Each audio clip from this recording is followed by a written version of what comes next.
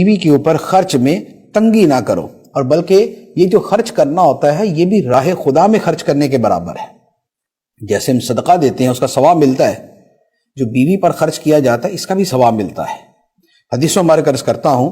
اور سبحان اللہ کتنی خوبصورت انداز کے اندر یہ بات بیان فرمائی گئی۔ مسلم شریف کی حدیث ہے، نبی پاک صلی اللہ تعالیٰ علیہ وسلم نے فرمایا کہ جو دینار تم اللہ کی راہ میں خرچ کرتے ہو وہ بھی اللہ کی راہ میں ہے، جو دینار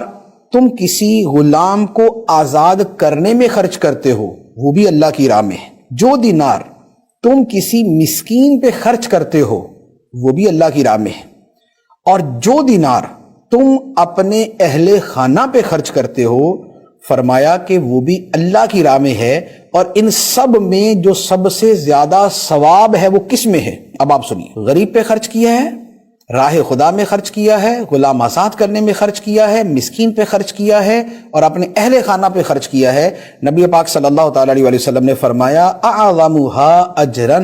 الذی انفقتہ علی اہلک،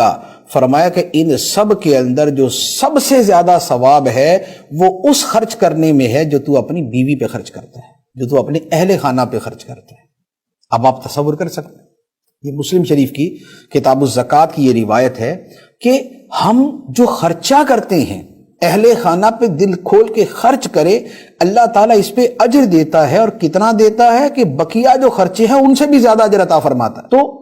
اس حوالے سے بھی اپنا دل کھول کے رکھا کرے، خدا نے جتنی گنجائش دی ہے، جیسے فرمایا کہ جو گنجائش والا ہے وہ اپنی گنجائش کے مطابق خرچ کرے۔ تو بعض لوگ ایسے ہوتے ہیں کہ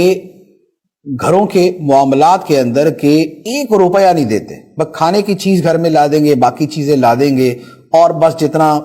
جو ہے وہ بس بنتا ہوگا اتنا دے دیں گے، اس سے زائد کچھ نہیں دیں گے۔ اچھا، خرچہ دینے کے اعتبار سے بھئی ضروریات پوری کرتی نا، تمہاری سوٹ لا دیے، تمہارے کھانے پینے کی چیزیں لے آئے بس۔ حالانکہ ہر عقل مند آدمی یہ سمجھتا ہے کہ پیسے کی اپنی ویلیو، تو جو تھوڑا سا کیش ہوتا ہے، آپ تھوڑی سی رقم دیتے ہیں، جو اس کی خوشی ہوتی ہے وہ جدا گانا ہوتی ہے۔ جو ویسے خرچ کیا کھانے پہ، بقیہ آرائش و زیبائش پہ اور دیگر ضروریات پہ، وہ بھی اسی میں آئے گا جو یہاں حدیث بیان کی ہے اعظمها اجرا، وہ بھی اسی میں آئے گا۔ لیکن تھوڑا سا قلبی وسعت کا اظہار بھی اس کے اندر ہونا چاہیے، کہ تھوڑا سا دل بھی اس حوالے سے کشادہ کر لیا جائے۔ تو یہ حدیث مبارک ہے جس سے یہ پتہ چلتا ہے کہ اہل خانہ پہ خرچ کرنا یہ کتنے ثواب کا کام ہے۔